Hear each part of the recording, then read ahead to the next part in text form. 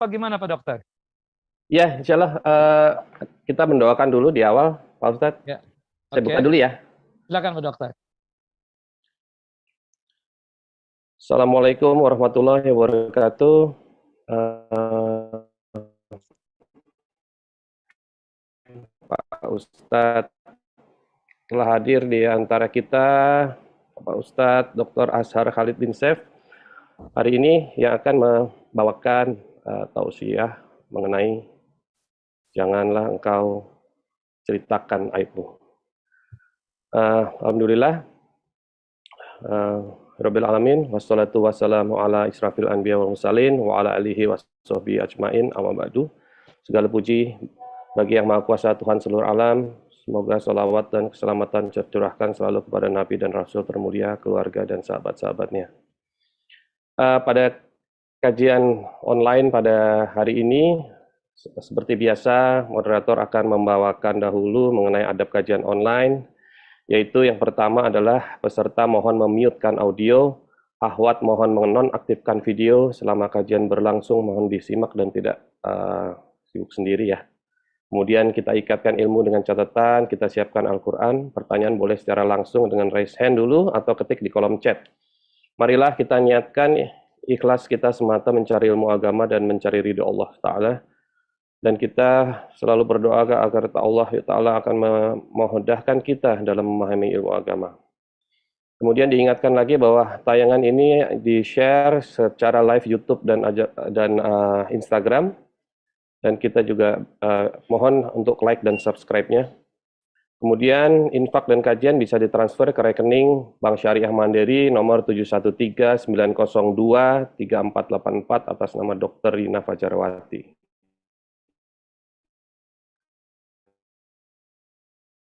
Di 0812 985 6818 nanti akan kita tayangkan nomor-nomornya ya. Baiklah, pada hari ini sesuai judul dan topik yaitu jangan ceritakan aibmu. Tentunya banyak kita yang dalam keseharian kita selalu mempunyai masalah ya. Masalah itu selalu hadir dalam keseharian dan hidup kita sehari-hari. Tentunya dengan adanya media sosial saat ini, kemudian begitu mudahnya orang berhubungan kanan dan kiri saat ini dengan adanya media sosial, kadang-kadang jiwa kita tertarik untuk menuliskan atau meminta nasihat secara tidak langsung, baik itu melalui media sosial atau kita bercerita dengan teman-teman di pada saat kita mengobrol atau berkumpul ya. Tentunya hal ini akan membawa suatu masalah atau dampak dalam kehidupan kita sehari-hari. Nah, bagaimana? Kenapa kita tidak boleh menceritakan masalah aib kita atau masalah-masalah kita ke khayal ramai? Tentu nanti akan kita dengarkan tausiahnya dari Pak Ustadz Azhar. Sebelumnya, Jaya atau kita kehilangan seorang guru, ya, yaitu Dr. Jaya Dilaga, SPOG, almarhum berpulang hari yang lalu. Kami mohonkan pada Ustadz untuk memimpin doa dulu sebelum tausiah kita laksanakan pada sore hari ini, agar supaya almarhum dapat dimudahkan jalannya menuju Allah Subhanahu wa Ta'ala. Mohon Ustadz, silakan. Bismillah. Assalamualaikum warahmatullahi wabarakatuh. Waalaikumsalam warahmatullahi wabarakatuh. Bapak Ibu Majelis Taklim Pogi Jaya yang selalu dalam lindungan dan penjagaan Allahu Jalla Jalaluh. Sebelum kita kajian ta'amuk dan tafakur fiddin, kita mendoakan guru kita, ayah kita, teman kita, almarhum Dr. Jaja Dilaga, SPOG, yang telah Allah Jalla wa'ala mengangkatkan dan wafatkan. Semoga Allah Jalla Jalaluh mengampuni segala khilaf dan kesalahan beliau, memberikan rahmat dan kasih sayangnya buat beliau, dimaafkan segala kesalahan, diampuni segala dosa, dilapangkan kuburan beliau, hingga dimasukkan ke dalam jannah dan surganya Allahu Jalla Jalaluh. Mari Bapak, Ibu, aminkan doa saya berikut ini. Bismillahirrahmanirrahim. Alhamdulillahi Rabbil Alamin. Amin. Wa usalli wa usallim ala nabiyil karim Muhammad bin Abdullah wa ala alihi wa sahbihi wa man tabi'ahu ila yaumiddin. Allahumma ighfir li akhina Jajadilaga. Allahumma ighfir lahu warhamhu wa afihi wa'fu anhu wa aqim nuzulahu wa wassi mudkhalahu waghsilhu bil ma'i wal salji wal barad wa'idhu min adzabil qubur wa adzabin nar. Allahumma ighfir lahu warhamhu wa afi wa'fu anhu wa aqim nuzulahu wa wassi mudkhalahu. Ya Rahman ya Rahim. Amin. Pada kesempatan kali ini, Amin. Engkau menunjukkan buktimu dan janjimu. Siapapun di antara kami ini pasti memiliki ajal, pasti memiliki batasan kehidupan di muka bumi ini. Termasuk pada kemarin hari, saudara kami, teman dekat kami, guru kami, Dr. Jajadilaga, rahimahullah, telah Engkau mangkatkan dan wafatkan. Ampunilah segala khilaf beliau. Berikan rahmat dan kasih sayang-Mu ya Allah kepada beliau. Dan diterima segala amal ibadah yang pernah beliau kerjakan. Dilapangkan kuburan beliau. Ditampakkan surga untuknya. Dimudahkan hisabnya. Hingga dimasukkan ke dalam jannah dan surga tanpa ada hisab. Inna lillahi ma akhada. Walahu ma a'ta. Wa kulla syai'in indahu bi ajalin musamma. Allahumma in kanat lahu hasanat fazid fi hasanatih wa in kanat lahu sayyiat fatazawaz anha. Ya Allah, jika sekiranya guru kami, teman dekat kami, Jajadilaga, punya kebaikan yang Engkau nilai sebagai hasanat dan pahala, maka lipat gandakanlah pahala buat beliau.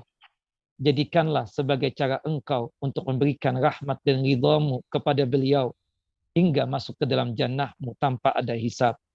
Ya Allah, ya Rahman, ya Rahim, jika sekiranya beliau ada khilaf dan salah yang Engkau nilai sebagai dosa, hapuskanlah dosa-dosa tersebut dan jangan jadikanlah sebagai adab dan siksa-Mu buat beliau. Ya Rahman, ya Rahim. Allahumma ighfir lahu warhamhu wa'afi wa'fu anhu wa aqim nuzulahu wa wassi mudkhalahu.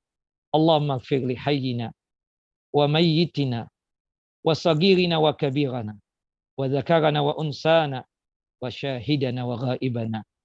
Allahumma ighfir lana wa li ikhwanina alladhina sabaquna bil iman wa la taj'al fi qulubina ghillan lil ladzina amanu rabbana innaka ra'ufur rahim. Allahumma iyyaka na'budu wa laka nusalli wa nasjud ilaika nas'a wa nahfid narju rahmatak wa nakhsha adabak inna adabaka bil kuffari bil jiddi mulhik. Wa sallallahu nabiyina Muhammad wa ala ali Muhammad kama sallaita ala Ibrahim wa ala ali Ibrahim innaka Hamidun Majid.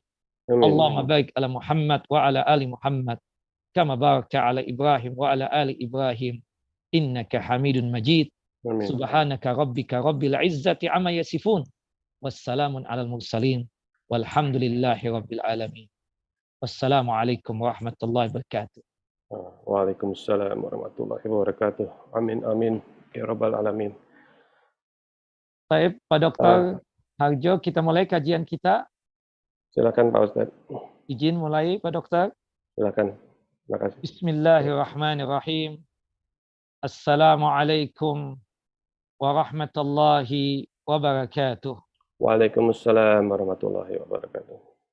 Innal hamdalillah nahmaduhu wa nasta'inuhu wa nastaghfiruh wa na'udzu billahi min syururi anfusina wa min sayyiati a'malina. May yahdihillahu fala mudilla lahu wa may yudlil falan tajida lahu waliyan mursyida. Asyhadu an la ilaha illallah wahdahu la syarika lah wa asyhadu anna Muhammadan abdu wa rasuluh. ولقد قال الله تعالى في القرآن العظيم يا أيها الذين آمنوا اتقوا الله حق تقاته ولا تموتن إلا وأنتم مسلمون. وقال الله تعالى أيضا وأقيموا الصلاة طرفي النهار وزلفا من الليل إن الحسنات يذهبن السيئات ذلك ذكر للذاكرين. أما بعد رب اشرح لي صدري ويسر لي أمري واحلل عقدة من لساني يفقهوا قولي اللهم انفعنا بما علمتنا وعلمنا ما ينفعنا وزدنا علما.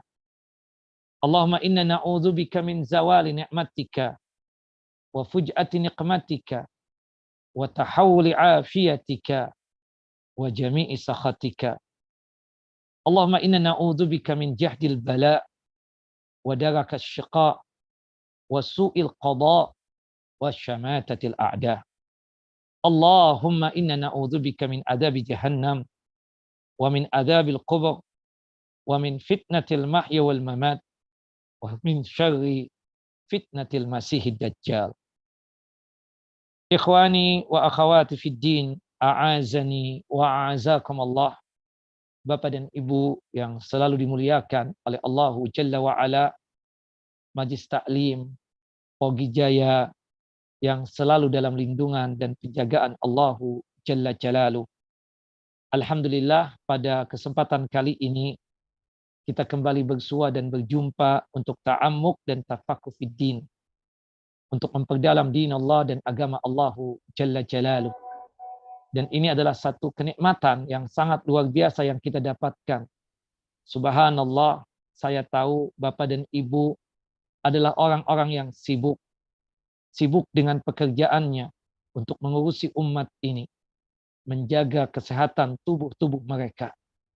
Tapi Allah Jalla wa'ala sayang kepada Bapak dan Ibu hingga memberikan anugerah yang sangat luar biasa, sanggup untuk menghadiri kajian ini, untuk memperdalam din Allah dan agama Allah Jalla Jalaluh.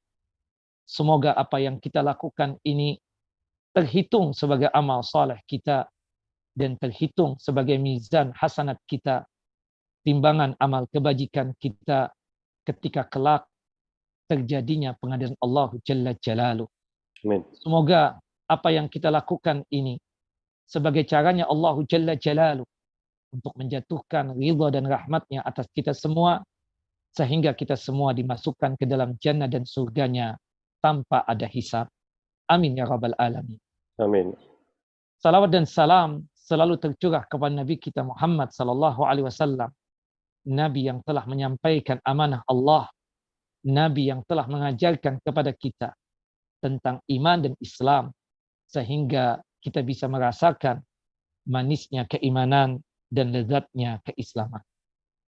Bapak dan Ibu yang dimuliakan oleh Allah Jalla Jalaluh, di dalam Al-Quranul Karim, dalam surah An-Nur ayat yang ke-19, Allah Jalla wa'ala berfirman, Innal ladzina yuhibbuna an tasi'al fahishatu fil ladzina amanu lahum adzabun alimun fid dunya wal akhirah. Sesungguhnya orang-orang yang menyukai dan menyenangi tersebarnya perbuatan-perbuatan aib dan keji di kalangan orang-orang yang beriman, maka mereka tersebut memperoleh siksa dan azab yang pedih di dunia dan di akhirat kelak. Subhanallah, ayat ini sebagai mukaddimah bahwasannya kita semua ini haruslah menjaga tidak hanya sekedar aibnya kita, tapi juga aibnya orang lain. Ada satu kalimat yang sangat berharga, yaitu semoga Allah Jalla Jalaluh selalu memberikan rahmat dan kasih sayangnya kepada orang-orang yang pernah melakukan perbuatan maksiat dan perbuatan dosa. Di antara kita ini Bapak dan Ibu, siapa yang tidak pernah terjatuh ke dalam kubangan dosa? Siapa di antara kita ini yang tidak pernah melakukan khilaf dan salah? Sebagai manusia yang dhaif, sebagai manusia yang lemah, kita ini pastinya pernah melakukan perbuatan khilaf dan salah. Pastinya kita semua ini pernah memiliki aib yang kita tersebut tidak suka untuk membukanya di hadapan halayak umat. Wallahi demi Allah, jika sekiranya Allah Jalla wa'ala menjadikan di antara kita yang pernah melakukan perbuatan dosa atau melakukan perbuatan khilaf dan salah yang sama dengannya adalah aib, ditunjukkan dengan bukti-bukti dari tubuh ini, maka pastinya kita akan meninggalkan kesalahan tersebut. Tapi itulah takdirnya yang Allah Jalla wa'ala takdirkan kepada kita. Semua kita ini punya aib. Semua kita ini pernah melakukan perbuatan khilaf dan salah. Tapi sebaik-baiknya orang yang pernah melakukan khilaf dan salah, maka hendaknya bertaubat kepada Allah Jalla Jalaluh. Dosa yang pernah dia lakukan, jangan sampai dia ceritakan kepada halayak umat. Allah Jalla wa'ala berfirman dalam surah Fussilat, surah yang ke-41, ayat 35. Wa ma yulaqqaha illa alladzina sabaru wa ma yulaqqaha illa dzu hadzin azim. Sifat-sifat yang baik itu tidaklah dianugerahkan melainkan kepada orang-orang yang sabar, dan tidak dianugerahkan melainkan kepada orang-orang yang mempunyai keberuntungan yang besar. Tidak ada seorang pun di dunia ini yang luput dari yang namanya aib dan kesalahan. Namun terkadang, Bapak dan Ibu, kita tidak jujur terhadap diri kita sendiri. Kita tidak siap mental menerima aib kita. Sering terkesan membela diri dan tidak mau menerima aib kita yang terungkap. Seandainya tenaga yang kita miliki, energi yang kita pergunakan untuk membela diri itu kita alihkan untuk melaksanakan ketaatan kepada Allah Jalla wa'ala, maka perlahan namun pasti aib-aib itu akan hilang dan pastinya tidak akan dilihat oleh orang. Kita akan bisa mengetahui aib yang kita miliki, apalagi jika kita memiliki teman yang baik, yang selalu mengingatkan kita untuk kembali ke jalan Allah Jalla wa'ala, mengingatkan kita untuk zikrullah, mengingat Allah Subhanahu wa taala. Maka ketika kita tahu teman kita itu lebih baik daripada kita, kita begitu jauh dari perbuatan ketaatan, maka disitulah kita paham, kita mengerti, kita semua ini punya aib, punya kekurangan, punya sesuatu yang minus dibandingkan saudara kita yang baik yang selalu mengingatkan kita. Ada seorang alim yang menyatakan seperti ini. Saudaramu yang selalu mengingatkanmu kepada Allah, yang selalu memberitahukan aib-aibmu itu lebih baik bagimu daripada yang menaruh beberapa uang dinar di tanganmu. Terbongkarnya aib seseorang baik lewat pemberitahuan seorang teman yang baik kepadanya, ataupun melalui proses evaluasi diri, bisa jadi merupakan tanda kebaikan yang Allah Jalla Jalaluh inginkan pada diri orang tersebut. Karena orang yang mengetahui dan menyadari aibnya akan bisa melakukan perbaikan-perbaikan di masa yang akan datang. Semakin banyak aib yang terlihat, semakin besar usaha yang dia lakukan. Oleh karena itu, mestinya kita berterima kasih kepada orang-orang yang selalu mengingatkan tentang aib kita tersebut. Terutama orang-orang dekat kita. Kadang di antara kita ini memiliki sifat kibir atau sifat sombong. Sombong itu kata Nabi, batrul haq wa ghamtun nas. Sombong itu menolak kebenaran, dan orang kalau sudah menolak kebenaran, pastinya akan melecehkan orang lain. Padahal yang mengingatkan itu istrinya. Padahal yang mengingatkan itu suaminya. Padahal yang mengingatkan itu teman dekatnya. Orang-orang dekat kita itu mengingatkan kita akan aib yang kita miliki.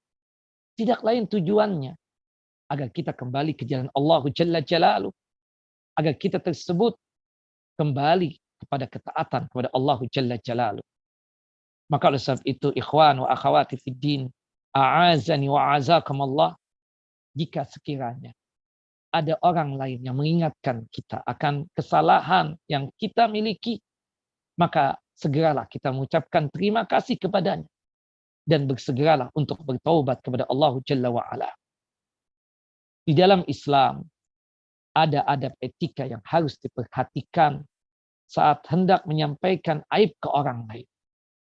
Hendaklah dilakukan dengan cara bijaksana, menjunjung tinggi adab kesantunan, dengan cara yang penuh hikmah, dengan penyampaian yang bagus lagi baik, kosakata yang digunakan, kosakata yang tidak menyakitkan hati, kalimat yang dipergunakan, kalimat yang indah, menenangkan kalbu dan pikiran, dan bisa melapangkan dada. Dengan lemah lembut tanpa harus menggunakan kekerasan. Dengan nasihat diam-diam. Tidak ada manusia di samping orang yang kita berikan nasihat tadi. Tanpa harus menyindir dengan ungkapan-ungkapan menjelekkan teman dekat kita tersebut. Bukan dengan cara terang-terangan di hadapan khalayak umat. Sampaikanlah dengan penuh hikmah. Sampaikanlah dengan penuh kasih sayang kepada teman yang memiliki aib jika sekiranya kita ingin memperbaiki dia.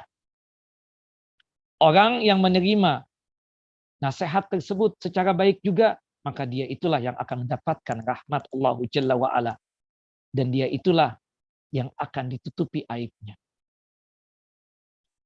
Rasulullah SAW dalam satu hadis yang sahih, hadis yang dikeluarkan oleh Al-Imam Abu Daud dan juga oleh Al-Imam An-Nasai. Qala Rasulullah sallallahu alaihi wasallam. Rasulullah sallallahu alaihi wasallam bersabda, "Innallaha azza wa jalla halimun hayyun sittirun yuhibbul haya wasatra." Sesungguhnya Allah Subhanahu wa taala Maha Pemurah, ya, Maha kekal abadi, dan Maha Pemalu, dan Maha penutup segala bentuk aib. Allah Jalla wa Ala mencintai rasa malu dan mencintai sikap suka menutupi aib saudaranya. Termasuk aib yang kita miliki. Rasulullah SAW bahkan dalam hadis yang lain, hadis yang dikeluarkan oleh Al-Imam Muslim, dari hadis Abu Hurairah radhiyallahu an. Yaqulu, berkata Abu Hurairah, Sami'tu Rasulullah sallallahu alaihi wasallam yaqul. Aku telah mendengar Rasulullah sallallahu alaihi wasallam bersabda, kullu ummati mu'afatan illal mujahirina. Setiap umatku siapapun dia, laki ataupun perempuan, tua ataupun muda, itu dipastikan akan diampuni dosa-dosanya. Kecuali orang-orang yang mujahir, orang-orang yang suka membuka aib sendiri. Wa inna minal ijhari an ya'mala rajulu fil laili amalan summa yusbiha wa qad satara rabbuhu. Termasuk seseorang yang suka membuka aibnya sendiri. Seperti seseorang hamba melakukan perbuatan dosa di malam hari. Kemudian keesokan harinya ia berkata, wahai fulan, ya fulan, qad amiltul bariha kadza. Dia telah melakukan perbuatan dosa di malam hari, padahal Allah Jalla wa Ala telah menutupi aibnya. Allah tutup rapat apa yang dia lakukan berkaitan dengan dosa. Tahu-tahu di pagi hari dia bertemu dengan sahabatnya. Dia mengatakan tanpa malu, ya fulan, wahai teman dekatku, aku tadi malam telah melakukan perbuatan dosa ini dan dosa itu. Waqad bata yastaru rabbuhu wa yabitu fi sitri rabbih wa yusbihu yakshifu sitrallahi anhu. Padahal Allah Jalla wa Ala telah menutupi perbuatan dosa dia tadi. Akan tetapi keesokan harinya, ia sendiri yang membuka penutup yang Allah Jalla wa Ala telah berikan tadi. Subhanallah. Itulah manusia. Sombong di hadapan Allah Jalla wa'ala. Allah tutup aibnya. Tapi tahu-tahu dia sendiri yang membukanya. Jika seorang hamba tergelincir dalam perbuatan maksiat atau perbuatan dosa, kemudian dia bertaubat kepada Allah Jalla Jalaluh, maka pastinya Allah Jalla wa'ala akan menutupi aibnya di dunia. Kita mengakui sebagai manusia, ya, adalah manusia yang bukan suci, bukan maksum kita itu. Kita yakin dengan apa yang dikatakan oleh Nabi SAW. Kullu bani Adam khatta'un wa khairul khatta'ina at-tawwabun. Setiap anak keturunan Adam ini, setiap manusia, setiap kita ini pasti pernah melakukan perbuatan dosa dan maksiat. Perbuatan maksiat dan dosa itu adalah aibnya kita. Subhanallah. Bagaimana caranya supaya aib kita tersebut selalu ditutupi oleh Allah Jalla wa'ala? Dengan segera memohon ampun, meminta maaf kepada Allah Jalla wa'ala. Dan itu adalah sebaik-baiknya manusia yang pernah khilaf, yang pernah melakukan perbuatan dosa. Kalau kita pernah melakukan perbuatan dosa, segeralah beristighfar. Disitulah nanti Allah Jalla wa'ala akan menutupi aib kita. Tapi ini ada manusia melakukan perbuatan dosa. Bukannya dia tersebut segera meminta ampun kepada Allah Jalla wa'ala, tapi malah dia menceritakan apa yang dia ceritakan kepada orang lain berkaitan dengan dosa dan maksiat yang orang lain tersebut tidak tahu dia telah melakukan perbuatan itu dosa.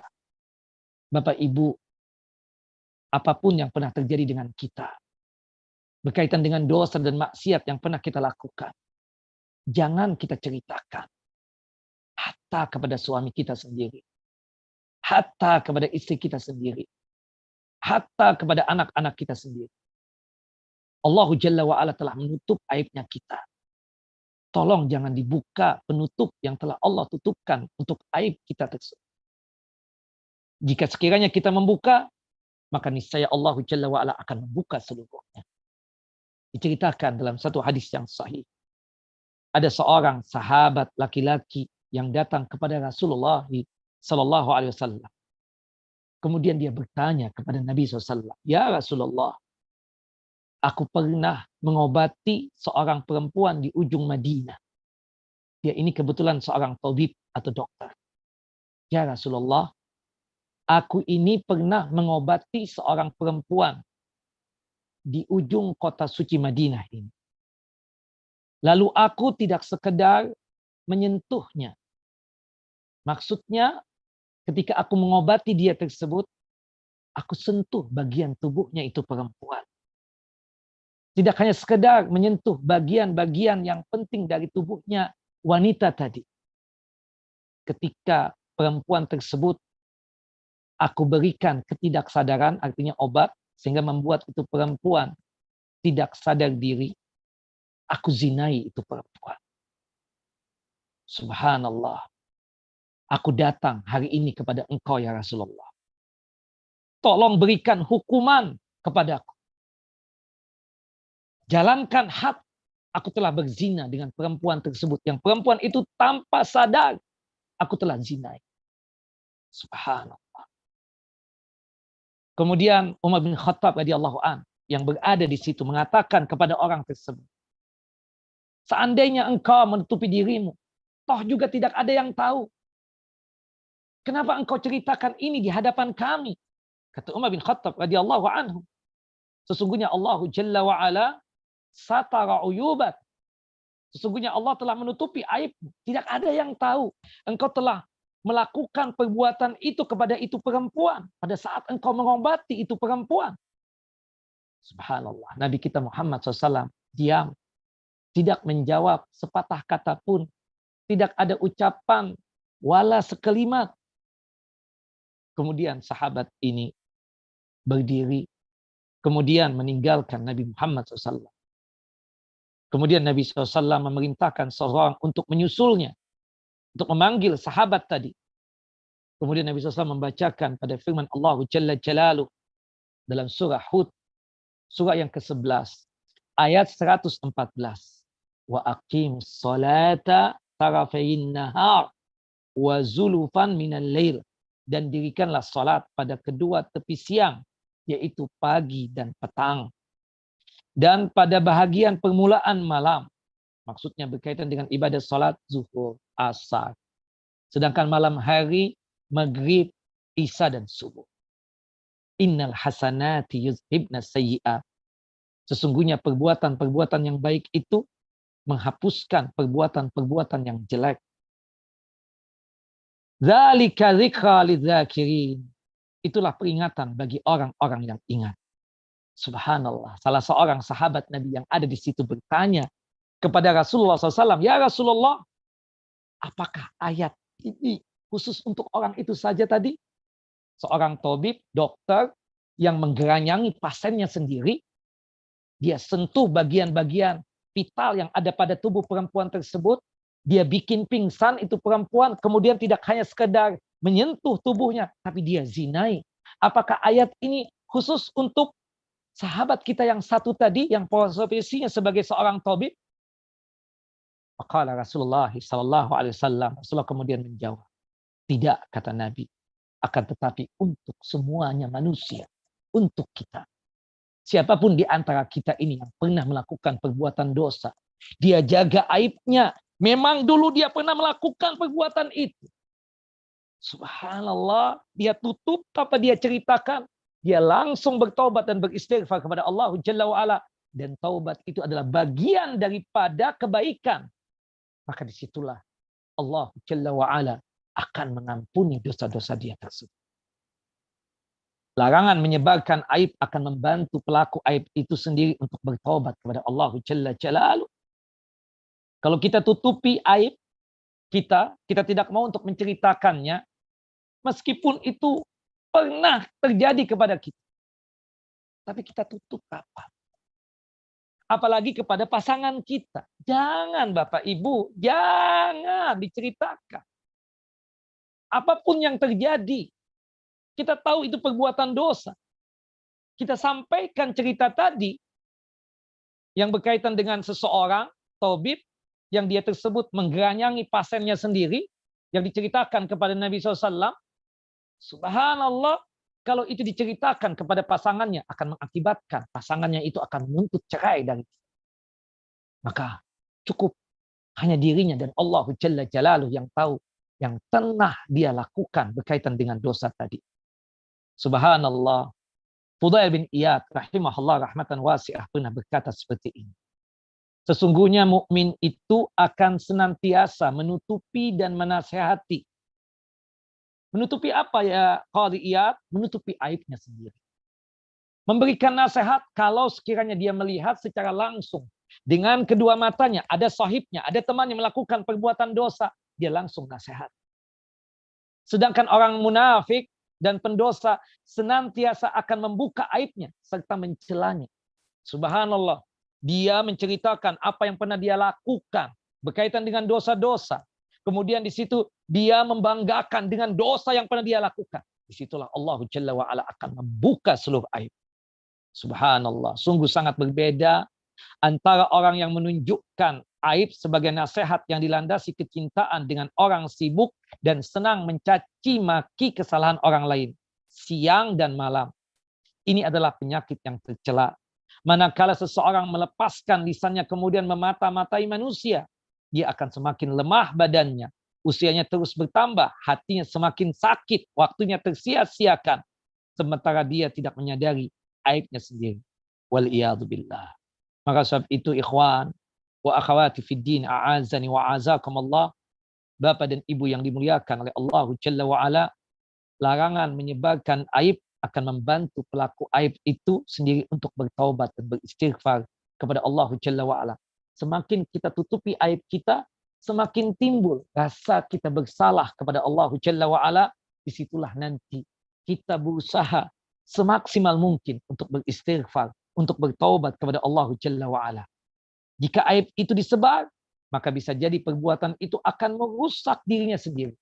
Dan bisa jadi akan membuat pelakunya semakin nekat dan nekat, serta semakin berani dan berani melakukan perbuatan dosa dan perbuatan maksiat. Sebaliknya, seseorang yang selalu menutupi aib bisa menjadi terapi dengan tetap menjaga harga diri, menjaga kehormatannya, menjaga kesuciannya, juga bisa semakin menguatkan ikatan cinta dan kasih sayang, serta membangun sebuah pondasi yang mulia, yaitu husnudzan di antara orang-orang yang beriman. Dalam satu hadis yang sahih, hadis dari Abi Barzah Al-Aslami radhiyallahu an, semoga Allah Jalla wa ala meridhai beliau. Qala Rasulullah sallallahu alaihi wasallam. Rasulullah sallallahu alaihi wasallam bersabda, "Ya ma'syara man amana bilisanihi." Hai orang-orang yang beriman dengan lisannya. Walam yadkhulil imana qalbahu. Namun imannya tersebut tidak sampai ke hatinya. La tagtabul muslimin. Maka janganlah kalian tersebut menggunjing, menggibah, menggosip kaum muslimin. Wala tattabi'u auratihim. Dan janganlah pula kalian mencari aib dan kesalahan kaum muslimin. Fa innahu man ittaba'a auratihim yattabi'illahu auratahu.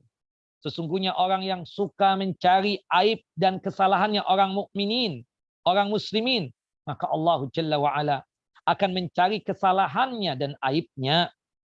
Wa may yattabi'illahu auratahu yafdahu fi baitihi. Barang siapa yang Allah Jalla wa ala cari kesalahannya dan aibnya, maka Allah akan membuka keburukan dan kejelekannya serta aibnya di dalam rumahnya sendiri. Hadis ini menjadi renungan buat kita, sehingga membuat kita selalu menutup aib kita. Kalau kita suka menutup aib kita, maka pastinya pun juga kita akan menutup aibnya orang lain. Itulah yang diinginkan ya oleh Nabi kita Muhammad sallallahu alaihi wasallam. Sibukkanlah diri kita untuk memikirkan aib kita sendiri. Ketika kita sibuk memikirkan aib kita sendiri, maka pada saat itu kita tidak bakalan sanggup untuk memikirkan aib orang lain. Nabi kita Muhammad sallallahu alaihi wasallam dalam satu hadis yang sahih bersabda, "Yubsiru ahadukum al-qadata fi a'yuni akhihi wa yansal jazal awil jaza fi aini nafsi." Salah seorang dari kita ini terkadang dapat melihat kotoran kecil di mata saudaranya, tetapi dia lupa akan kayu besar yang ada di matanya. Subhanallah, ini ungkapan adalah bukan dari Nabi, tapi ungkapan dari sahabat yang mulia Abu Hurairah radhiyallahu an. Maksudnya Abu Hurairah ini, kita ini punya aib. Usahakan tutup aib kita. Jangan mudah kita tersebut melihat aibnya orang lain. Sibukkan diri kita, sehingga kalau kita sibuk dengan aibnya kita tidak bakalan sibuk dengan aibnya orang lain. Kalau toh kita punya aib, tolong ditutup, jangan sampai diceritakan.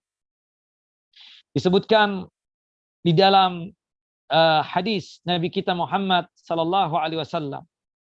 Rasulullah sallallahu alaihi wasallam mengingatkan kepada kita agar jangan sampai kita tersebut membuka aib kita sendiri. Karena kalau kita membuka aib kita sendiri, maka kehancuran yang akan kita dapatkan. Subhanallah, disebutkan di dalam surah Al-Baqarah, surah yang kedua ayat 57. Wa ma zalamuna walakin kanu anfusahum yadhlimun. Tidaklah mereka itu menganiaya kami. Hei para pelaku dosa, kalian itu bukan menzalimi Allah, bukan menganiaya Allah Jalla wa ala. Apalagi dengan kalian ya mengobarkan aib, ya menceritakan tentang perbuatan dosa yang kalian lakukan. Walakin kanu anfusahum yadhlimun. Tapi mereka yang suka mengungkap aib mereka sendiri, mereka itu telah menganiaya diri mereka sendiri. Subhanallah, kezaliman dan kebodohan manusia terhadap dirinya sendiri itulah mengakibatkan dia suka betul membuka aibnya. Padahal sebelumnya Allah Jalla wa ala telah menutupinya.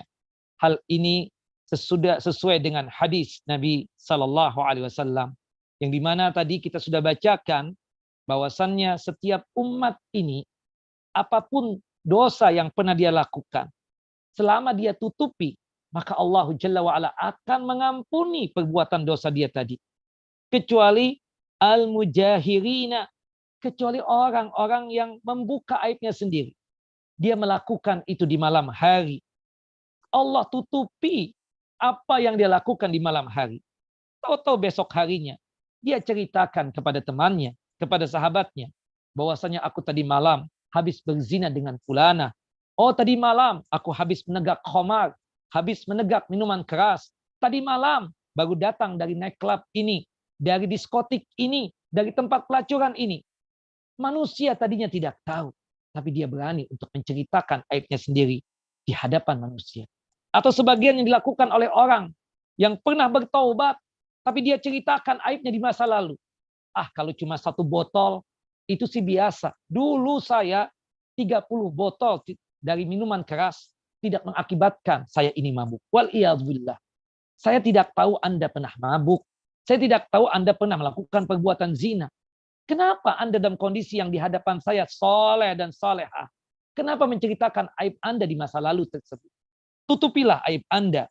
Disitulah Allah Jalla wa'ala akan menutupi aib Anda sampai yaumul qiyamah. Ungkapan yang disebutkan di dalam hadis Nabi SAW tadi menceritakan bahwasannya apa yang pernah terjadi kepada kita berkaitan dengan dosa dan maksiat, jangan sampai kita ceritakan kepada halayak umat. Wallahi, demi Allah, kalau kita menutupi aib kita, ya, dengan di situ muncullah sifat takut kita kepada Allah Jalla wa Ala. Sekaligus juga kita tersebut, ya, muncul sifat taubat kita kepada Allah untuk meminta ampun kepada Allah Jalla Jalaluh. Nah, ini berkaitan tentang hendaknya kita semua berusaha semaksimal mungkin untuk menutupi aib diri sendiri. Sibuklah kita ini memikirkan aib kita sendiri, dan kalau kita sibuk dengan memikirkan aib kita sendiri, maka niscaya kita tidak bakalan sanggup untuk memikirkan aibnya orang lain.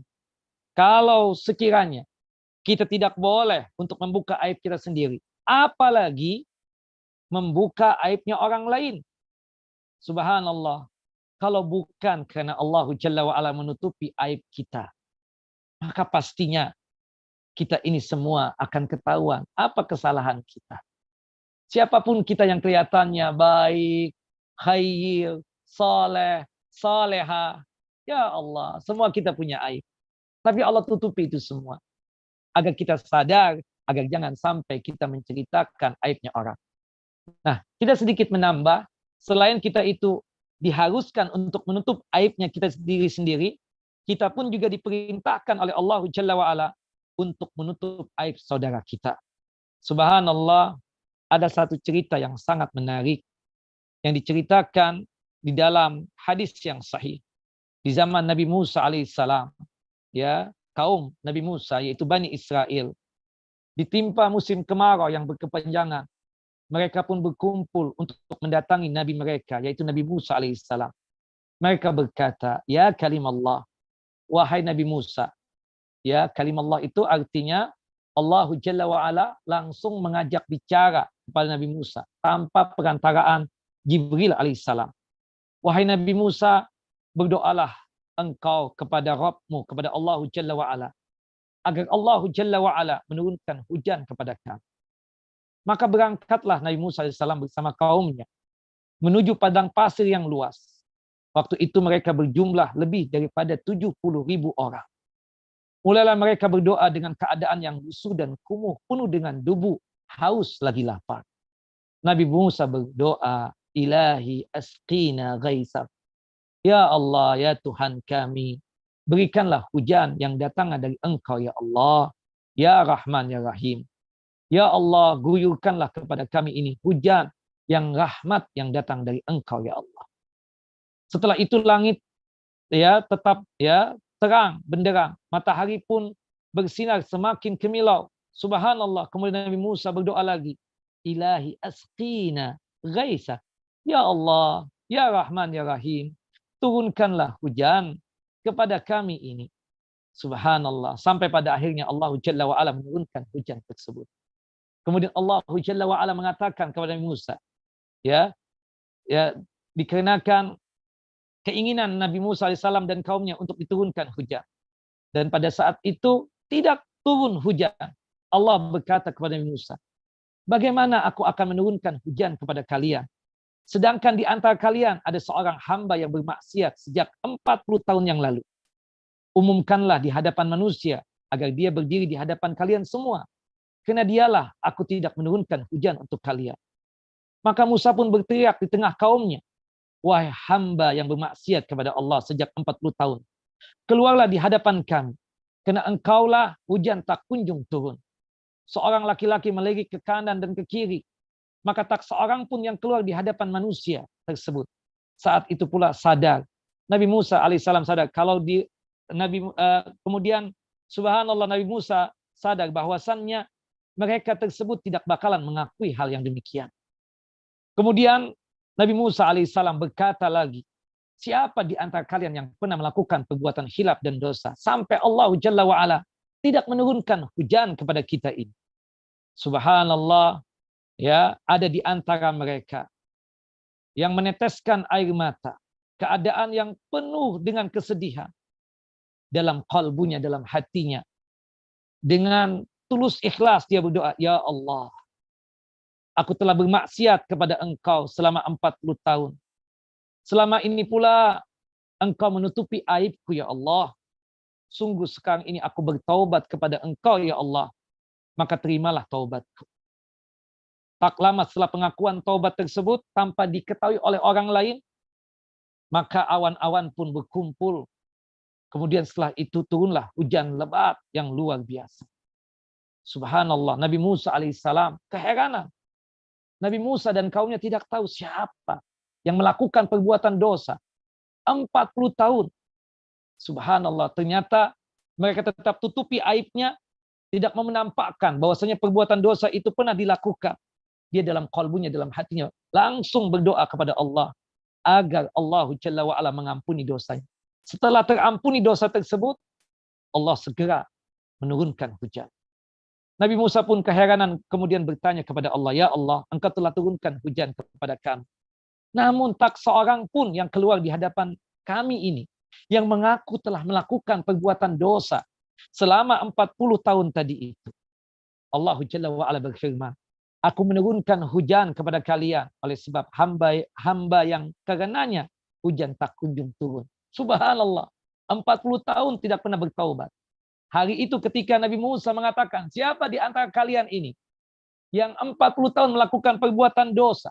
Keluarlah, akuilah dosa tersebut. Tidak ada yang mengaku. Allah Jalla wa'ala ingin mengetes di antara mereka tersebut. Mau mengaku atau tidak? Subhanallah, ya, ketika hamba tersebut tetap menutupi aibnya dalam kalbunya, dengan hatinya dia berdoa kepada Allah agar Allah mengampuni dosa yang pernah dia lakukan selama 40 tahun. Kemudian Allah mengampuni dosanya. Kemudian setelah itu Allah Jalla wa'ala menurunkan hujan yang begitu luar biasa lebatnya. Nah, kemudian Nabi Musa alaihissalam berkata, ya Allah, tunjukkanlah padaku hamba yang taat itu. Allah Jalla wa'ala berkata kepada Musa, ya Musa, aku tidak membuka aibnya, padahal ia bermaksiat kepadaku. Apakah aku membuka aibnya sedangkan ia taat kepadaku? Dia sudah bertaubat, taubatan nasuha. Ngapain lagi aku buka aibnya tersebut? Kalau engkau tahu dia ternyata orangnya yang hari ini bertaubat kepada Allah Jalla wa taubatan nasuha, yang dimana dia itu bertaubat dari dosa yang pernah dilakukan selama 40 tahun.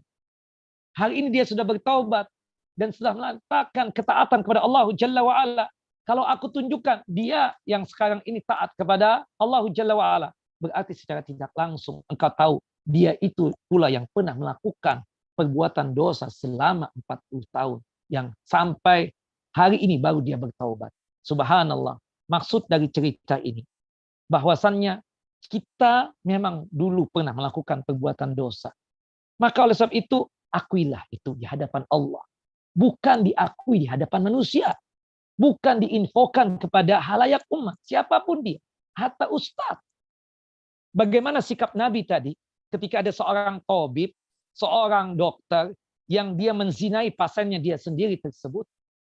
Rasulullah tidak keluar sepatah kata pun untuk menjelekkan dia atau mengatakan apapun. Umar cuma mengatakan, Umar yang kebetulan bersama Nabi, kenapa engkau ceritakan aib ini? Padahal Allah Jalla wa'ala telah menutup aib ini. Kenapa engkau ceritakan yang demikian? Subhanallah. Itu dari cerita tentang Nabi Musa dan kaumnya ini menunjukkan kalau kita semua pernah melakukan perbuatan khilaf, perbuatan salah, ya, hati-hati. Jangan-jangan sebab inilah Allah tidak memberikan rizki ini, nikmat ini, dan seterusnya. Kok masalah silih berganti sering datang? Ternyata kita mengakui, ya Allah, aku telah melakukan perbuatan dosa. Sudah sekian tahun melakukan perbuatan dosa ini. Kok aku tidak bertaubat-taubat? Hari ini aku tunjukkan taubatku, istighfarku kepadamu, ya Allah. Ampunilah dosa-dosa. Seketika Allah Jalla wa'ala mengampuni dosa seorang hamba yang mau secara tulus ikhlas untuk bertaubat kepada Allah Jalla Jalaluh. Nah, inti daripada cerita ini, Bapak dan Ibu yang dimuliakan oleh Allah Jalla wa'ala, hendaknya kita semua ini menutupi aibnya kita. Ya, apa yang pernah kita lakukan, sekalipun itu dianggap sebagai dosa besar, yang kita lakukan sekarang ini adalah bertaubat, taubatan nasuha kepada Allah Jalla wa'ala. Ya, bukan menceritakan kepada orang lain. Seperti itu. Nah, kalau kita sudah menutup aib diri kita sendiri, maka juga tutup aib saudara kita sesama muslim. Jangan diceritakan aib saudara sesama muslim. Ya, dengan cara gibah dan seterusnya. Kata Nabi kita Muhammad sallallahu alaihi wasallam dalam satu hadis yang sahih, "Wa man satara musliman satarahallahu fid dunya wal akhirah." Barang siapa yang menutup aib saudaranya sesama muslim, maka niscaya Allah Jalla wa ala akan menutupi aibnya di dunia ini dan juga di akhirat kelak. Subhanallah. Dan juga disebutkan di dalam hadis yang lain, Rasulullah SAW bersabda, "Ya ma'syara man aslama bilisani, walam yubdil imanu ila qalbihi." Wahai jamaah kaum muslimin, wahai orang-orang yang mengaku berislam dengan lisannya, dan iman itu belum sampai ke dalam lubuk hatinya yang paling dalam. La tu'zul muslimin. Janganlah kalian ganggu orang-orang muslim tersebut. Wala tu'ayyaruhum. Dan janganlah kalian menyakiti kaum muslimin. Wala tattabi'u auratihim. Janganlah kalian mencari-cari aibnya kaum muslimin.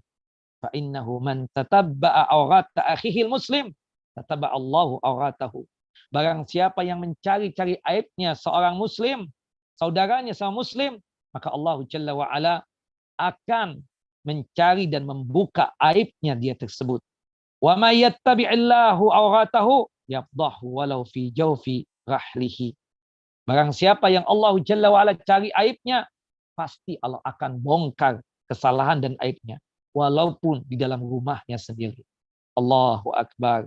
Allahu Akbar. Nah, maka oleh sebab itu jagalah kehormatan diri kita sendiri dan juga jagalah kehormatan kaum muslimin, saudara kita sesama muslim. Sibukkan diri kita dengan aib yang kita miliki. Kalau kita tahu kita punya aib, segeralah bertaubat kepada Allah Jalla wa ala taubatan nasuha, dan sibukkanlah untuk memikirkan aib kita sendiri, maka niscaya kita sanggup untuk menutupi aib tersebut dan tidak sanggup untuk memikirkan aib saudara kita sesama muslim. Wallahu alam, ini inti dari pembahasan kita berkaitan dengan menutupi aib diri sendiri. Jangan sampai dibuka di hadapan halayak umat. Baik, saya kembalikan kepada Pak Dr. Harjo untuk memimpin season yang kedua, yaitu tanya jawab. Tinggal 30 menit lagi. Silakan Pak Dokter. Nah, barakallahu fiik. Jazakallah khairan ya Ustadz.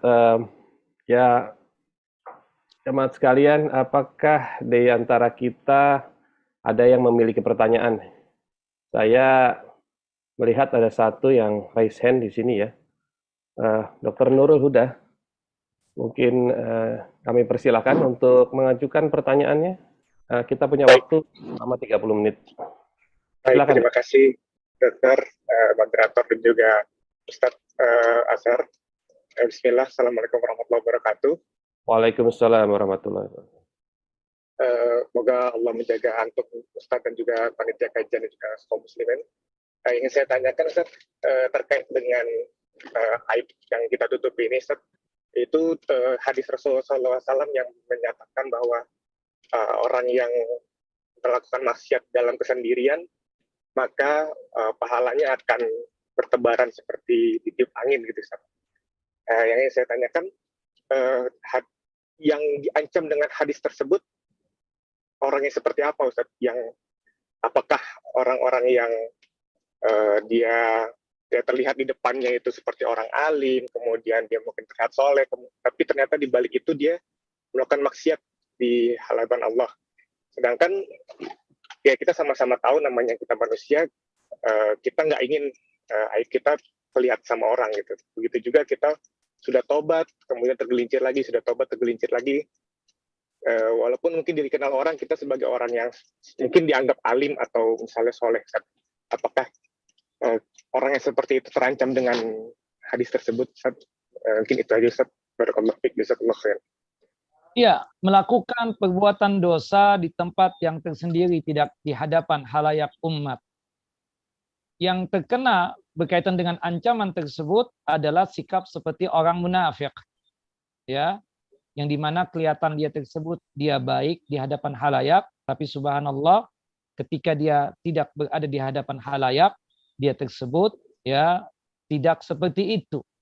Kalau bahasa sekarang ini adalah pencitraan, ya, berkaitan dengan pencitraan tersebut.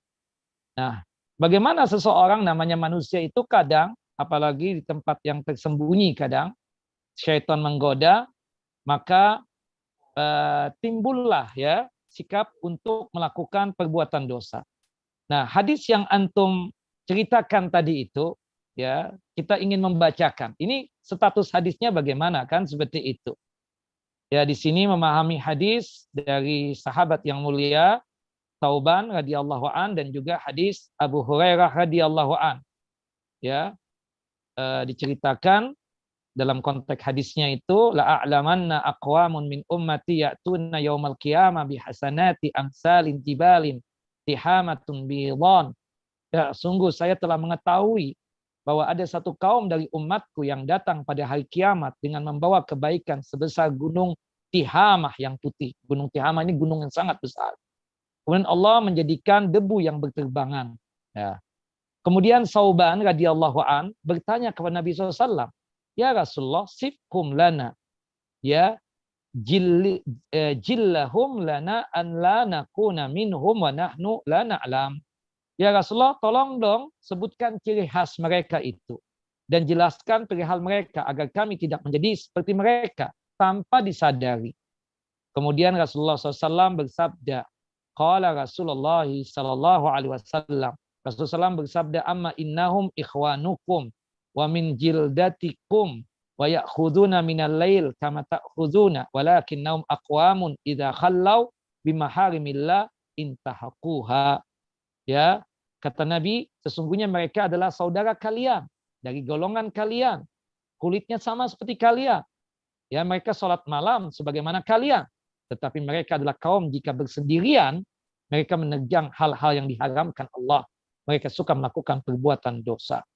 Ini hadis yang pertama ya, hadis yang dikeluarkan oleh Al-Imam Ibnu Majah. Dalam hadis Abu Hurairah disebutkan kullu ummati mu'afan illa mujahirina. Setiap umatku diampuni dosa-dosanya kecuali orang yang suka menampakkan dosanya, artinya menceritakan aib yang pernah dia lakukan. Di sini yang Pak Dokter ceritakan itu hadis Thauban. Hadisnya menurut sebagian ulama itu derajatnya sahih. Kemudian ada yang bertanya, tidak bertentangankah dengan hadis Abu Hurairah tadi yang mengatakan namanya manusia itu pasti melakukan perbuatan dosa. Tapi setiap umatku, kata Nabi, itu diampuni dosanya. Kecuali orang yang menampakkan ya aibnya tadi, menceritakan aibnya dengan perbuatan dosa yang dia lakukan. Nah, kita menjelaskan iskal ini, bagaimana cara menggabungkannya. Sebagian orang mengalami kesulitan dalam mengumpulkan dua hadis ini untuk mengkompromisikannya. Dikenakan secara tekstual, kedua hadis itu memiliki kandungan yang berbeda, bahkan bertentangan.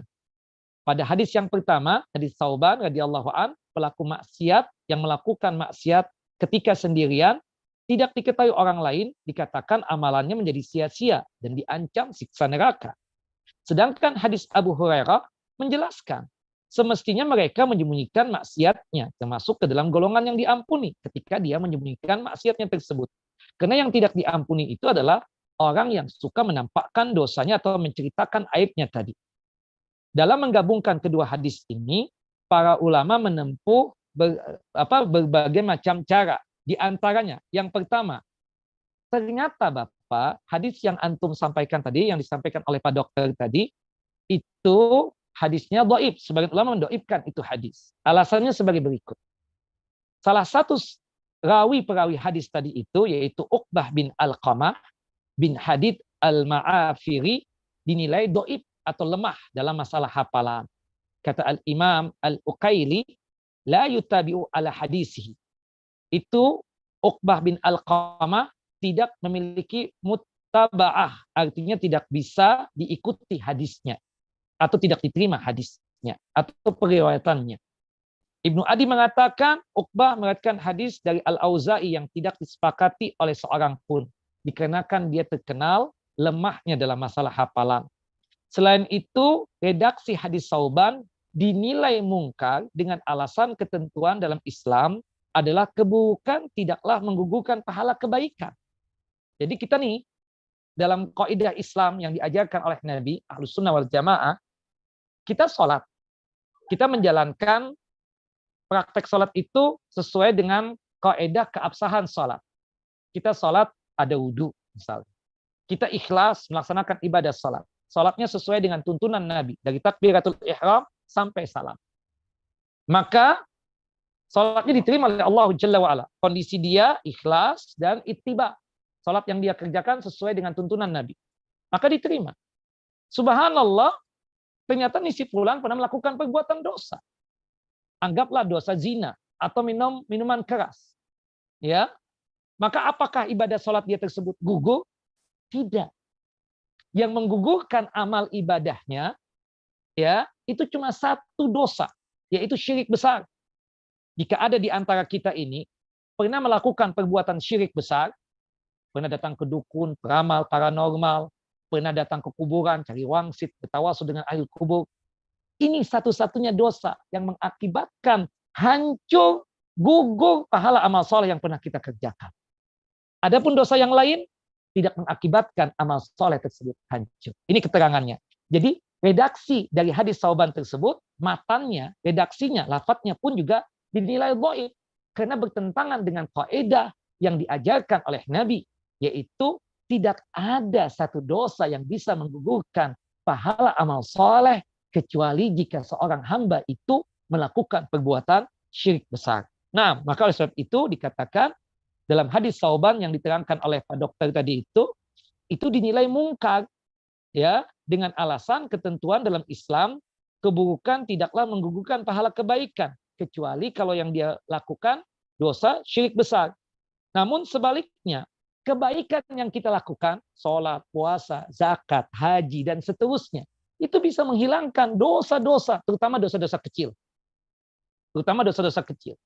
Kita kan dalam hari-hari ini pasti melakukan perbuatan dosa kecil. Kadang lisan nggak terjaga. Kita marah kepada bawahan kita. Yang itu adalah dosa kecil. Tanpa sebab kita marah kepada istri kita. Itu dosa kecil. Subhanallah. Atau kita tersebut tanpa sadar memandangi wanita yang membuat hati kita ini tertarik. Ya, itu dosa kecil. Subhanallah, kita ambil wudhu, seketika itu dosa, rontok dan gugur. Seperti itu. Namun kedua alasan tersebut dikatakan oleh sebagian ulama, ya, kurang tepat mengingat rawi Uqbah bin Alqamah telah dinilai sebagai rawi yang siqah. Wallahu alam. Nah, alasan ulama menolak perkataan Uqbah adalah jika riwayat tersebut merupakan perkataan yang lain. Kesimpulannya, wallahu alam bisawab, dari apa yang dikatakan dalam hadis Sauban radhiyallahu an, ya, itu adalah kalau toh hadisnya sahih misalnya, itu berkaitan dengan sikap orang-orang munafik, bukan orang-orang mukmin.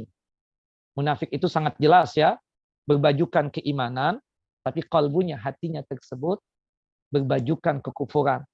Dia tersebut menampakkan pencitraan seperti orang baik, tapi sebenarnya dia bukanlah orang baik seperti itu. Nah, itu maksudnya. Jadi penjelasannya itu ada dua, Pak Dokter. Ada yang mengatakan bahwasannya itu hadisnya dhaif.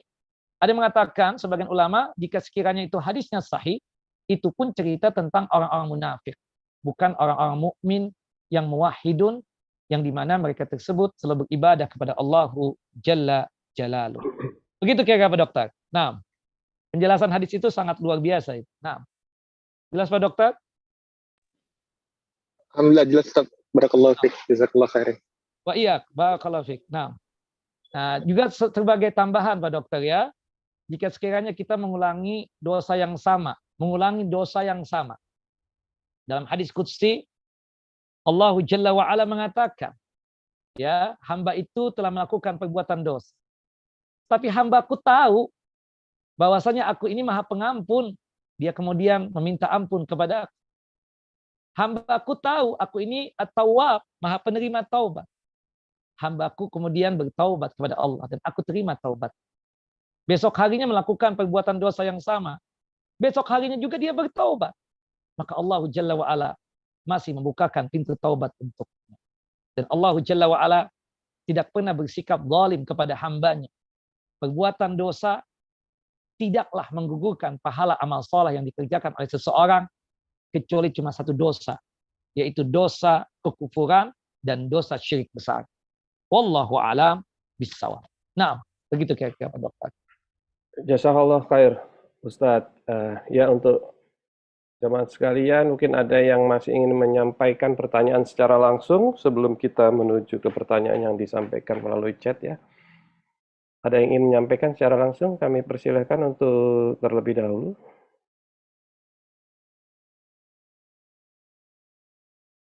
Oke, bila tidak ada, ini ada satu pertanyaan Ustadz, kami sampaikan juga langsung melalui di kolom chat. Saya bacakan. Assalamualaikum, semoga Ustadz, keluarga, panitia, dan kaum muslimin selalu dalam lindungan Allah. Ustadz Afwan ingin bertanya, kalau kita menceritakan aib dengan maksud mencari solusi itu bagaimana? Jazakallahu khairan ya Ustadz. Barakallahu fiik. Menceritakan aib kita Pak Dokter apa menceritakan aib orang lain? Kalau di sini pertanyaannya, kalau kita menceritakan aib dengan maksud mencari solusi ya, mungkin pertanyaan aib kita dan aib orang lain ya, tentunya. Ya, di aib dalam kita lah maksudnya. Ya, kalau aib kita, kalau sifatnya berkaitan dengan dosa ya, artinya kita memang susah untuk meninggalkan perbuatan itu dosa. Misalnya seperti orang yang melakukan perbuatan zina. Dia datang kepada seorang ustadz, menceritakan apa yang dia lakukan. Dia ingin betul-betul bertaubat, taubatan nasuha. Tapi subhanallah, ya, dia tersebut tidak sanggup untuk meninggalkan itu. Kemudian dia ceritakan aib tersebut kepada seorang ustadz, tujuannya untuk mencari solusi. Gimana caranya saya ini bisa bertaubat, meninggalkan itu perbuatan dosa. Nah, kalau tujuannya untuk seperti itu, maka tidak mengapa yang demikian. Dan tentunya carilah orang-orang yang betul-betul amanah, yang bisa menjaga aib dia tersebut. Nah, kadang di antara orang itu curhat. Ustadz, begini. Masalahnya Ustadz, anak tuh pingin meninggalkan ini. Anak kebetulan pingin betul pakai jilbab. Misalnya seorang ukhti ya, perempuan, datang kepada kita. Tapi masalahnya anak nggak sanggup Ustadz. Anak punya suami yang nggak demen kalau lihat anak pakai jilbab Ustadz. Apalagi jilbabnya itu jilbab yang panjang, lebar, seperti itu. Anak pernah pakai jilbab Ustadz, suami anak merasa jijik melihat anak. Gimana Ustadz? Tapi anak tahu, setiap kali anak keluar rumah, anak dalam kondisi dosa. Bagaimana? Nah, ini kan seorang perempuan yang dia paham, dia melakukan perbuatan dosa besar, tapi dia tidak sanggup meninggalkan karena ada alasan lingkungan tadi. Suaminya tidak menyetujui dia pakai jilbab misalnya. Nah, mencari jalan keluar yang seperti ini supaya tuh perempuan bisa pakai jilbab, tidak mengapa demikian. Ibu, cobalah ajak suami ibu untuk datang ke seorang ustadz agar dia tersebut bisa dinasihati oleh si ustadz. Atau ajaklah tuh suami ibu ke pengajian. Mudah-mudahan dari situ dia akan mendapatkan hidayah dan petunjuk Allah Jalla wa'ala. Oh, tidak bisa Ustadz, dia nggak demen tuh dengan yang demikian. Dia muslim, Bu. Muslim, Ustaz. Tapi untuk acara-acara seperti ini nggak demen dia. Nggak mau sama sekali. Nah, kita kemudian memberikan solusi yang lain. Coba Ibu cara yang seperti ini, Bu. Ibu duduk berdua sama dia, ceritakan tentang ayat hadis yang Ibu pahami, tentang kewajiban pakai jilbab. Mudah-mudahan dari situ dia mendapatkan petunjuk dan hidayah Allah Jalla wa'ala. Nah, kalau maksudnya tujuannya seperti ini, tidak mengapa yang demikian. Ya kan ada di antara teman-teman kadang ya, yang merasa berat, susah, dan seterusnya. Kemudian dia ceritakan, ini dosa Ustaz. Tapi gimana ya, saya meninggalkan ini nggak bisa. Karena tuntutan kadang. Ada juga kadang, Ustaz, ini begini Ustaz, Anak tahu nih haram, ini nggak benar nih proyek seperti ini. Tapi kalau Anak tinggalkan Ustaz, bahayanya lebih besar. Gimana ya solusinya supaya Anak menjalankan ini tidak dosa? Nah sebenarnya yang dia ceritakan berkaitan dengan proyek-proyek yang dia dapatkan itu kan aib sebenarnya. Tetapi dia ingin proyek yang dia jalani itu tanpa dosa. Supaya apa yang dia makan halal sumbernya. Seperti itu. Nah selama sebatas ini menceritakan aib yang seperti ini untuk mencari jalan keluar atau solusi tidak mengapa yang demikian. Wallahu a'lam bissawab. Nah saya tambahkan ya Pak Dokter. Apakah ada gibah yang dibolehkan itu? Asal mula gibah kan menceritakan aibnya orang, itu kan tidak boleh. Ini kita selesai ya dari aib tentang diri kita. Kita menceritakan aibnya orang lain. Apakah boleh yang demikian? Asal mula hukum, gibah itu tidak boleh. Sebagaimana yang Allah Jalla wa'ala sebutkan dalam surah Al-Hujurat ayat 12. Ya. Tetapi ada gibah yang dibolehkan. Ya, ada gibah-gibah yang dibolehkan. Bahkan kita katakan ya ada gibah yang sifatnya wajib. Bahkan ada gibah yang sifatnya tersebut sunnah, ada gibah yang sifatnya tersebut mubah. Maksudnya ini wajib diceritakan. Ya. Seperti misalnya berkaitan dengan gibah. Ada orang yang ingin mendekati Pak Dr. Harjo. Ingin ingin berbisnis atau apalah ya. Saya tahu nih Pak Dr. Harjo kebetulan nggak tahu tentang si fulan itu. Saya kemudian datang ke rumah Pak Dr. Harjo menceritakan, Pak Dokter, maaf, sepertinya Pak Dokter lagi dekat dengan si fulan. Benar Ustaz, saya lagi dekat dan kebetulan dia ngajak bisnis dengan saya. Pak Dokter, saya minta maaf sebelumnya. Mudah-mudahan tidak ada suudzon dan negatif thinking kepada Ana, Pak Dokter. Pak Dokter, itu fulan pernah juga berbisnis sama Ana. Ya, dari tahun sekian sampai tahun sekian. Tapi apa yang terjadi Pak Dokter? Dia khianat pada Ana. Ana punya fulus, Ana punya duit, sampai detik ini dia tidak kembalikan. Pak Dokter, saya cuma sebatas sampai di sini saja. Kalau Pak Dokter ingin terus, ya saya sudah kewajiban saya menyampaikan ini. Saya tidak ingin apa yang terjadi dengan saya terjadi juga dengan Pak Dokter. Nah, ini gibah yang dibolehkan. Ya, makanya berkaitan dengan gibah tersebut, ya bisa haram, bisa wajib, bisa juga yang sifatnya mubah ya. Kata Al-Imam An-Nawawi rahimahullah, gibah yang dibolehkan tersebut jika kita memiliki tujuan yang baik secara syar'i. Pertama at-tadallum. Syaratnya ya, kita dizalimi. Tanah kita diambil Pak Dokter. Mau tidak mau kita harus lapor dengan pihak yang berwajib, datang kepada pihak yang berwajib. Pak Polisi, maaf Pak Polisi, ini orang telah mengambil tanah saya secara paksa. Kita datang kepada orang-orang yang punya otoriti, yang bisa memberikan keadilan kepada kita. Secara tidak langsung, ini gibah juga. Tapi ini gibah yang dibolehkan. Seperti itu. Membongkar aibnya seseorang, tapi ini adalah sesuatu yang baik. Yang dibolehkan. Nah, yang kedua, al-isti'anah ala taghyiril munkar wa raddul ma'asi ila shawab. Ya, meminta pertolongan untuk merubah kemungkaran. Pak Dr. Harjo kebetulan jadi dirut satu rumah sakit. Saya cuma anak buah. Tapi saya tahu kelakuan teman yang suka menaik-naikkan harga. Pak Dr. Harjo, tolong banget. Teman yang satu ini nakal.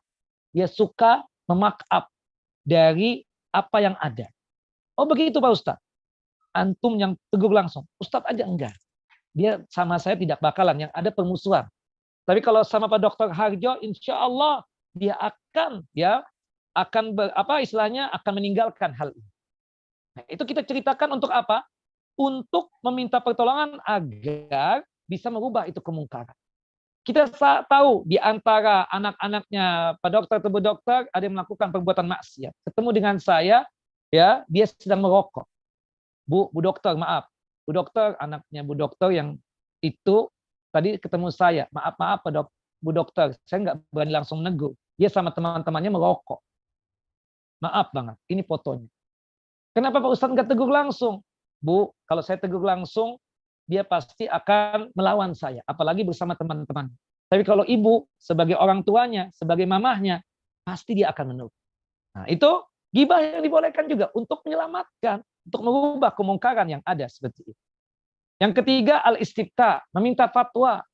Ada hubungan suami istri yang tidak baik, datang kepada seorang ustaz, dia ceritakan tentang suaminya, dia ceritakan aib istrinya. Tujuannya meminta fatwa.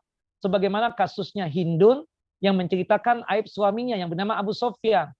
Ya Rasulullah, Abu Sofyan ini bakhil sahih, la yakfini wa waladi.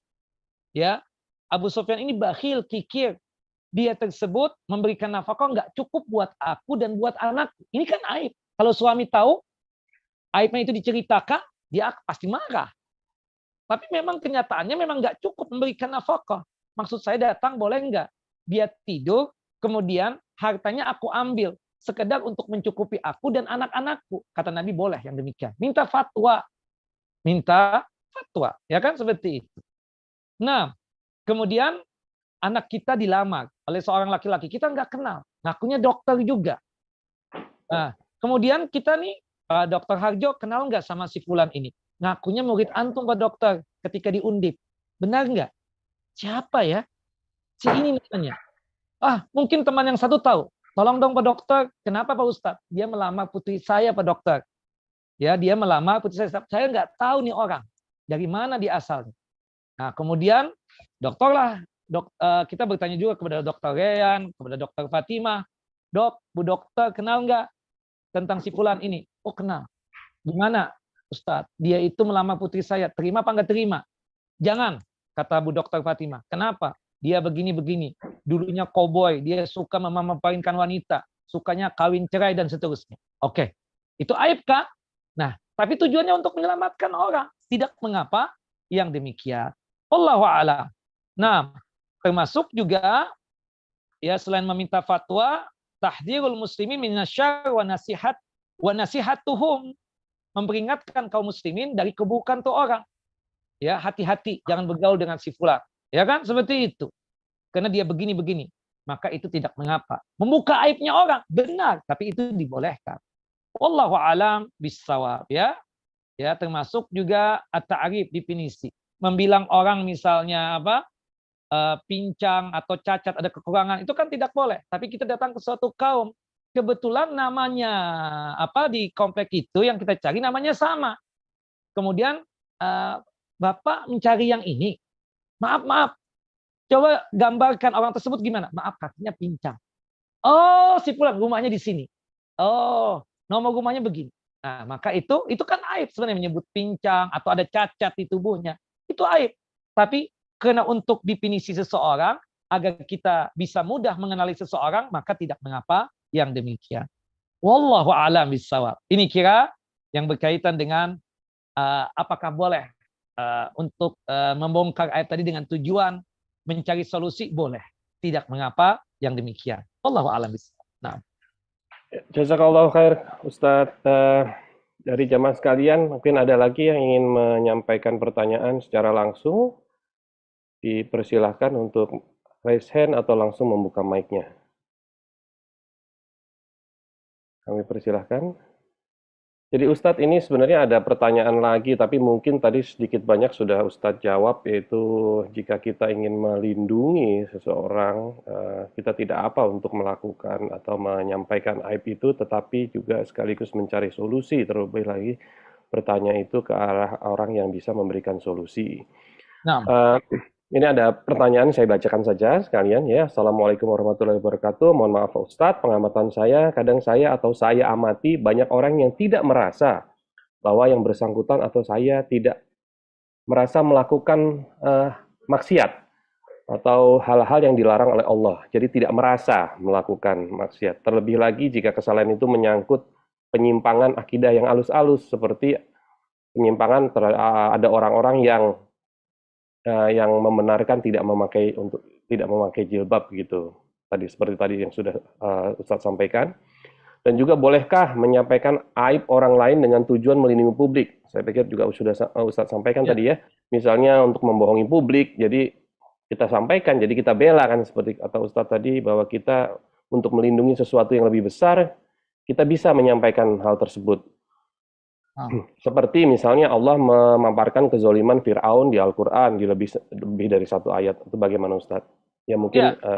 Kalau gibah yang nggak boleh itu kan gibah kepada orang muslimin. Kalau orang kafir kita gibahin, tidak ada dosa buat kita. Termasuk orang fasik yang menampakkan dosa.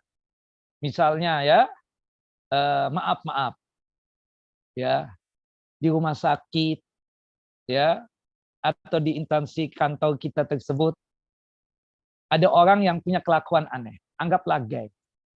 Dia menampakkan kegayaannya tersebut, ya. Subhanallah, kita perlu waspada. Kita bilang, kalau kita nggak bisa memberikan nasihat, kita wanti-wanti. Hati-hati bergaul sama si fulan. Kenapa? Dia gay. Hati-hati. Karena gay itu ya mudah sekali untuk ya menyebar. Seperti virus corona mudah terpapar juga kan, seperti itu. Nah, kita nasihat sama orang tersebut sudah. Atau misalnya saya bilang, Pak Dokter, si fulan itu punya kelainan. Pak Dokter, saya berharap Pak Dokter bisa memberikan nasihat kepada dia. Ini kan aib. Subhanallah. Tapi untuk menyelamatkan dia ini. Dia nggak mau kita nasihati, orang lain kita infokan. Kita infokan. Jangan bergaul sama si fulan, si fulan, si fulan. Ini berbahaya. Subhanallah. Ya. Nah, ini tidak mengapa yang demikian. Apalagi yang berkaitan dengan kemaslahatan orang. Teman sejawat kita dilamar oleh seorang laki-laki. Kita tahu teman kita baik, khairah, salehah banget. Tapi dia nggak tahu nih laki-laki siapa. Kita tahu nih orang koboi nih. Ini benar-benar ya bisa berbahaya kalau dia ya kawin dengan dia. Bukan kita cemburu, bukan. Tidak sama sekali. Kita bahkan mau mencarikan jodoh yang tepat buat dia kan, seperti itu. Karena menjodohkan seseorang itu kan jaminannya surga. Banallahu lahu baitan fil jannah. Allah akan membangunkan rumah untuk kita di surga kelak. Kita kesian, kita bilang, Sub ya ukhti, maaf. Saya tidak melarang kamu untuk suka dengan dia atau kawin dengan dia. Cuma satu. Ini orang begini.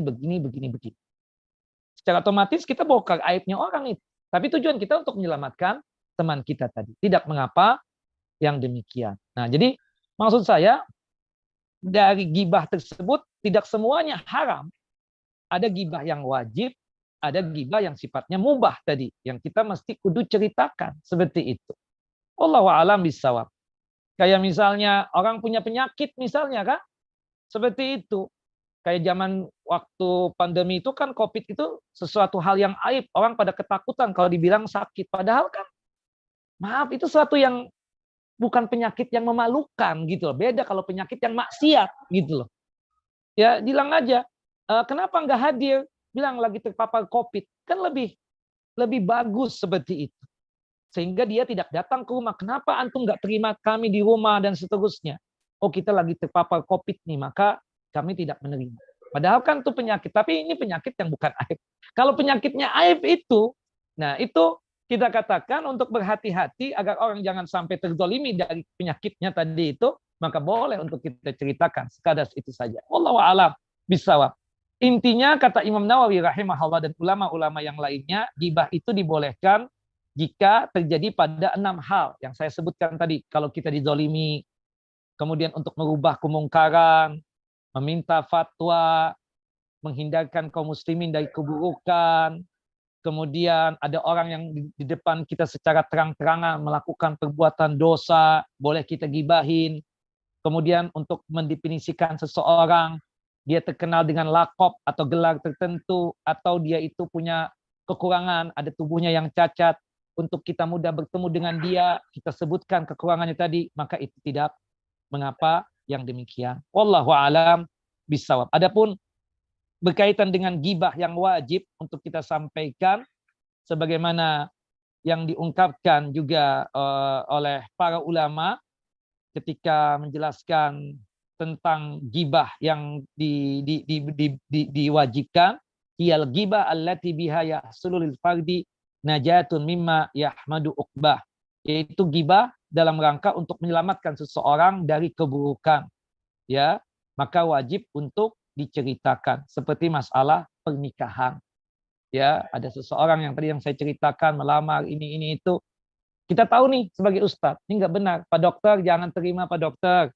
Kenapa Tat? Dia kebetulan ya sudah punya pasangan di sini, gitu kan? Seperti itu. Oh begitu, dia ngakunya bujangan ustadz. Enggak, Pak dokter cek deh. Dia punya istri di sini, dia punya istri di situ. Terserah Pak dokter, kalau sekiranya mau nggak ada masalah. Tapi kan ini kita katakan untuk menyelamatkan seseorang agar jangan sampai nanti rumah tangganya hancur gara-gara sebab ini kan, seperti itu. Atau kita menceritakan tadi yang berkaitan dengan hukum wajib tadi, subhanallah, teman kita nggak tahu, main oke-oke saja. Antum sudah cek belum di si fulan siapa? Kita yang tahu. Pak, jangan Pak, jangan diterima. Ini orang akan merusak keadaan rumah sakit kita. Nah itu kenapa? Untuk menyelamatkan. Bahkan dikatakan oleh ulama itu gibah yang wajib. Kita bongkar aibnya habis, tidak mengapa yang demikian. Wallahu a'lam bishawab. Begitu kira-kira Pak Dokter. Jazakallah khair Ustadz. Terima kasih.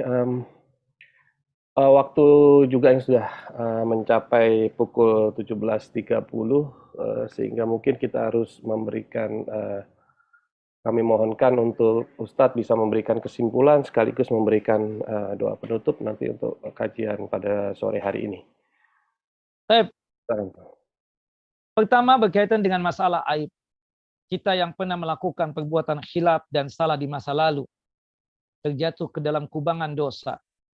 Sekarang sudah bertaubat, taubatan nasuha. Apa yang terjadi di masa lalu tersebut jangan sampai kita ceritakan.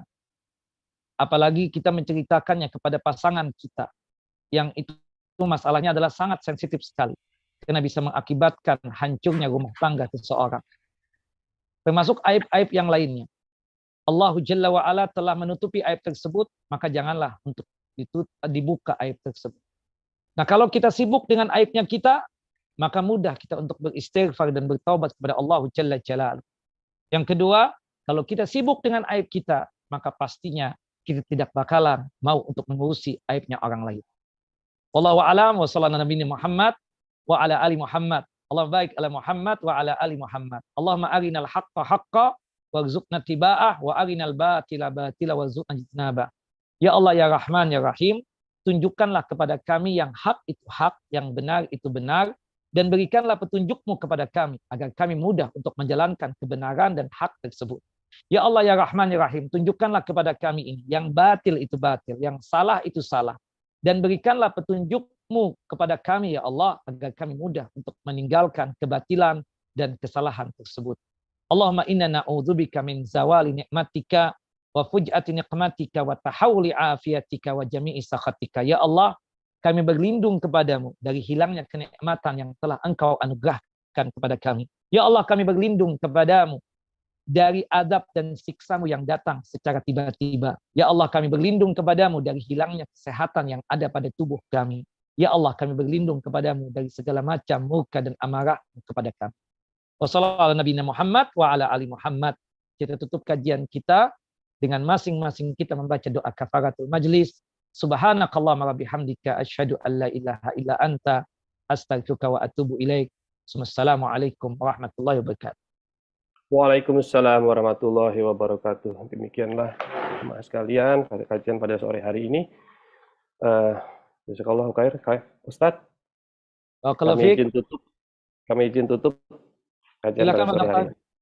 Barakallahu fiik. Jazakallahu. Izin pamit Pak Dokter, Bu Dokter. Izin pamit.